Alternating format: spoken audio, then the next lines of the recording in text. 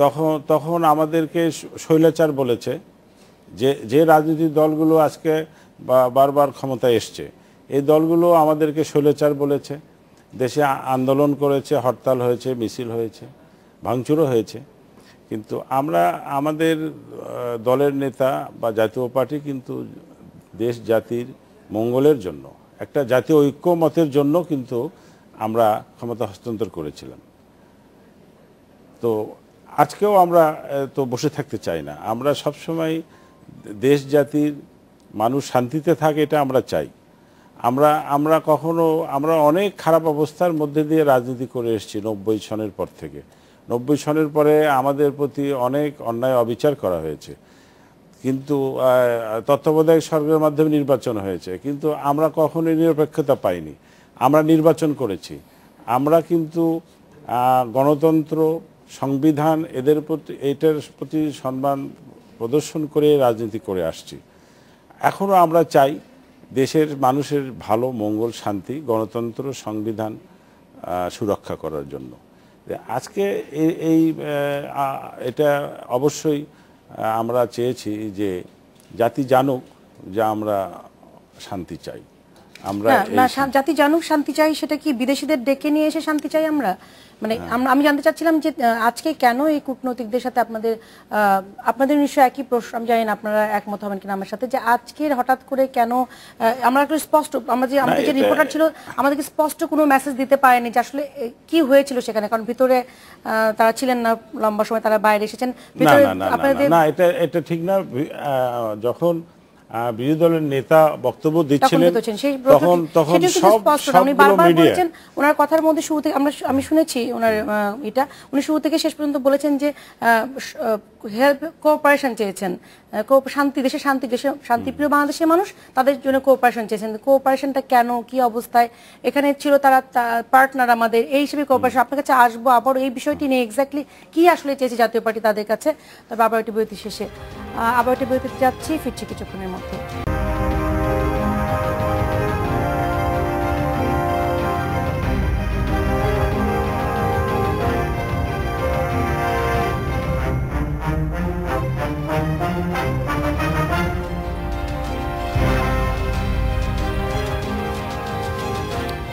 সেখানে স্বাগত আরও একবার। আমরা কথা বলছিলাম নুরুল ইসলাম ওমর, বিরোধী দলীয় হুইপ। আমি জানতে চাচ্ছিলাম আবারও যে নৈশভোজের বিষয় আসলে আপনাদের দলের পক্ষ থেকে দুই পক্ষের যে আপনার দলীয় প্রধান বা রওশন এরশাদের যে বক্তব্য আমরা সেটি শুনেছি, কিন্তু স্পষ্ট না আসলে তাদেরকে কি বলতে চেয়েছেন তিনি। দেশের সম্পর্কে সহযোগিতা চেয়েছেন, সেই সহযোগিতা কি বিষয় চেয়েছেন দিয়েছেন, সেটা তো নিউজ মিডিয়া সবার সামনে এটা বলেছেন এবং স্পষ্ট করেই বলেছেন। একটা বিরোধী দলের নেতা হিসেবে এই অবস্থাতে তার যে ভূমিকা রাখা দরকার, সেই ভূমিকা রাখার কারণেই উনি এই বক্তব্য দিয়েছেন। সেখানে শুধু কূটনৈতিক নয়, আমাদের জাতীয় পার্টির অল পার্লামেন্ট মেম্বার যারা আমরা সবাই ছিলাম, সবার সামনেই এসব কথাবার্তা হয়েছে। তারপরে ডিনার হয়ে সবাই চলে এসছে আর কি। তো মূলত এইটা হলো দেশের, আমি মনে করি যে এই অবস্থাতে আমাদের কথা বলা দরকার, যার কারণে বিরোধী দলের নেতা এই আয়োজনটা করেছেন। এটা আমাদের সবার কাছেই সহযোগিতা চাইতে হবে। যারা এই দেশের কূটনৈতিকরা আছেন তারা তো আমাদের দেশের অর্থনৈতিক বিষয়ের সঙ্গে পার্টনারশিপে আছে। তো রাজনীতির সঙ্গেই তো অর্থনীতি, রাজনীতি যদি স্থিতিশীল অবস্থা না থাকে আমাদের অর্থনৈতিক অবস্থাটাও খারাপ হয়ে যাবে। অতএব এটা আমি মনে করি না যে, আর সবার কাছেই সহযোগিতা চাওয়া দরকার আমাদের, যে এই অবস্থার যেন আমরা কাটিয়ে উঠতে পারি আর কি। তো এখানে আমি রেজন ভাই একটা কথা বলেছেন যে এখানে কে করছে, মানে ছাত্রলীগ করছে, যুবলীগ করছে না কে করছে। তো বিষয়টা হলো যে এখন কিন্তু অবস্থাটা এরকম, দেশের যে অবস্থা, যে আমরা যদি ওই মানে ডিম আগে না মুরগি আগে এটা নিয়ে যদি তর্ক করতে যাই, আর মুরগি আক্রান্ত, মুরগি কিন্তু এখন আক্রান্ত, এখন মুরগিকে রক্ষা করতে হবে। দেশের মানুষ আক্রান্ত। আজকে যদি বিএনপি নেত্রী অবরোধ তুলে নেন, হরতাল না ডাকেন, তাহলে এই সুযোগটা তো কেউ নিতে পারবে না। এখন তো অনেকেই সুযোগ নিতে পারেন, এটা অসম্ভব কিছু নয়, আমি তার সঙ্গে দ্বিমত করি না। কিন্তু এটা কেন হচ্ছে? এটা বিএনপি নেত্রী যদি আজকে এই অবরোধটা তুলে নেয়, হরতালটা তুলে নেয়, তাহলে কেউ এই সুযোগটা নিতে পারবে না। আর রাজনীতি আমার ছাত্র জীবন থেকে আমার অভিজ্ঞতাতে বলতে পারি যে আমরা স্বাধীনতা যুদ্ধ করেছি 1971 সনে। আমরা কিন্তু 1971 সনে স্বাধীনতা যুদ্ধের বীজ বপন করতে পারিনি। সেই 52-র ভাষা আন্দোলন থেকে শুরু করে এর বীজ বপন করতে হয়েছে। তো আজকে বিরোধী দলের নেত্রী, বিএনপির নেত্রী বা বিএনপি নেতৃবৃন্দ ওনারা যেভাবে করতে চাচ্ছেন যে এটাই আন্দোলনের একটা মেইন পথ, এটা সঠিক নয়।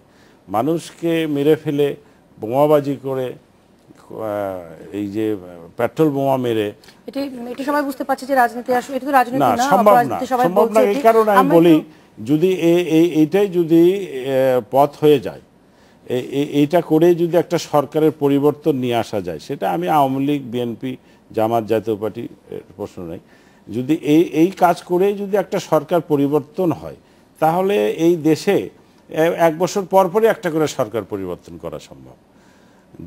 এটাই যদি আন্দোলন হয় যে এইভাবে জনগণ রাস্তায় নাই, কোনো সময়ই বিরোধী দল সুন্দর অবস্থার মধ্যে দিয়ে কিন্তু আন্দোলন করতে পারেনি। যখন যে সরকার থেকেছে সেই সরকার কিন্তু বিরোধী দলের উপর একটা স্টিম রোল চালিয়েছে। কিন্তু আমাদের এখনকার বিরোধী দলের এই দেশের সংকটে আমাদের এখনকার বিরোধী দলের ভূমিকাটি কি আসলে এরকম কথা বলা, দীর্ঘ সময় ধরে শান্তির জন্য আহ্বান জানানো, এটি কি আপনাদের এখনকার? না, জনগণই তো মূল শক্তি। এখন জনগণের কে অর্গানাইজ করতে হবে এবং আমাদের যারা পার্টনার আছে জনগণ এবং সচেতন নাগরিকদের বলা হচ্ছে যে এই আন্দোলনের রুখে দাঁড়া। আসলে আমি জানি না, রেজওয়ানুল হক আপনার কাছে যেতে চাই, জাতীয় পার্টির আপনার এই অবস্থানটা সম্পর্কে জানতে চাবো। এবং আজকেও অনেকেই বলেছেন যে সরকারের বিভিন্ন মন্ত্রীরা প্রতিদিনই বলছেন যে সচেতন নাগরিকরা রুখে দাঁড়াতে হবে দেশের এই অবস্থা। আসলেও কি উনি যেটা বলছেন সেটা আপনি? আমি জাতীয় পার্টির এই অবস্থান সম্পর্কে আমার যেটা ধারণা, যে আপনি জানেন যে এই ক্রাইসিস শুরু হওয়ার পর থেকে আওয়ামী লীগও বাইরের ডিপ্লোম্যাটদের সঙ্গে বসেছে, বিএনপিও বসেছে কয়েক দফা। এখন জাতীয় পার্টি হয়তো সংসদে তাদের প্রধান বিরোধী দল, তারাও হয়তো তাদের অবস্থানটা জানানোর জন্য এরকম একটা অনুষ্ঠানের আয়োজন করতে পারে। তবে জাতীয় পার্টির এখনকার অ্যাক্টিভিটিস আমি খুব ইম্পর্টেন্ট মনে করি না। জাতীয় পার্টি তখনই ইম্পর্টেন্ট হয় যখন ইলেকশন আসে। এছাড়া খুব বেশি গুরুত্ব আমাদের সোসাইটিতে রাজনৈতিক মহলে জাতীয় পার্টির আছে বলে আমার মনে হয় না। আমি বরং রেজন ভাই একটু আগে যেটা বলছিলেন এই যে কারা করছে এই সম্পর্কে আমি একটু বলতে চাই। তিনি বেশ কিছু পত্রিকার কাটিং দেখে বলেছেন, এরকম কাটিং কিন্তু আরো অনেক দেখানো যাবে, যেটার মধ্যে বিএনপি, ছাত্র শিবির, ছাত্রদল, যাত্রাবাড়ির ইয়েতেই তো পুলিশ রিপোর্ট দিয়েছে যে ছাত্রদলের এরকম অনেক আছে। এবং আমার ধারণা যে আন্দোলনটার কর্মসূচি ঘোষণা করার পর থেকেই তো এই ধরনের অরাজকতা, নির্মমতা, বর্বরতা শুরু হয়েছে। অতএব এটার সবচেয়ে বড় দায়িত্ব যারা কর্মসূচি দিয়েছেন তাদের উপরে বর্তায়।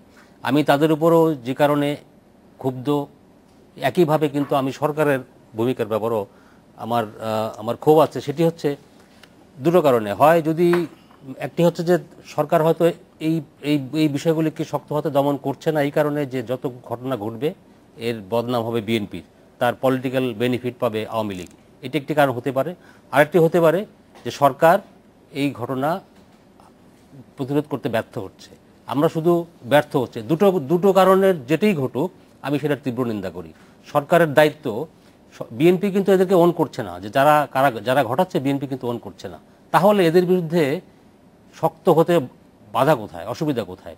আমরা শুধু শুনছি 7 দিনের মধ্যে পরিস্থিতি নিয়ন্ত্রণে আসবে, আমরা শুনছি খুব দ্রুত নিয়ন্ত্রণে আসবে, আমরা শুনছি পরিস্থিতি নিয়ন্ত্রণে আছে। এই ধরনের কথা একটা দায়িত্বশীল সরকারের কাছ থেকে কেউ আশা করে না। আমি বিশ্বাস করি যে অবশ্যই বিরোধী দলের পক্ষ থেকে যারা এই কর্মসূচি ডেকেছে তাদের পক্ষ থেকে, তাদের ইন্ধনে, তাদের মদত দিয়ে, ভাড়া করা লোক দিয়ে এই সমস্ত ঘটনা ঘটানো হচ্ছে। কিন্তু সরকারের, বিএনপি বা বিরোধী দল থাকলে দায়িত্বটা, বাংলাদেশে কোনোদিনও কোনো বিরোধী দল তাদের দায়িত্বটা পালন করে নাই। বিরোধী দল মানেই তারা মনে করেন আমাদের কোনো দায়িত্ব নাই। সেই দায়িত্বহীনতার পরিচয় তারা এখন দিচ্ছেন। কিন্তু সরকারের যে দায়িত্ব ছিল শক্তভাবে জিনিসটা দমন করা, সরকার সেক্ষেত্রে ব্যর্থ হয়েছে।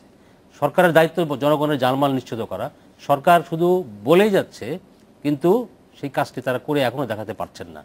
আমি মনে করি যে সরকারের উচিত পরিস্থিতিকে, এই ধরনের প্রতিদিনের মৃত্যু আমরা প্রতিদিন দেখছি, ঢাকা মেডিকেলের বার্ন ইউনিট, লাশের মিছিল, দলে দলে লোক আসছে, আজকেও টাঙ্গাইল এবং বগুড়াতে ঘটনা ঘটেছে। আমরা কতদিন ধরে আর এই জিনিস দেখব?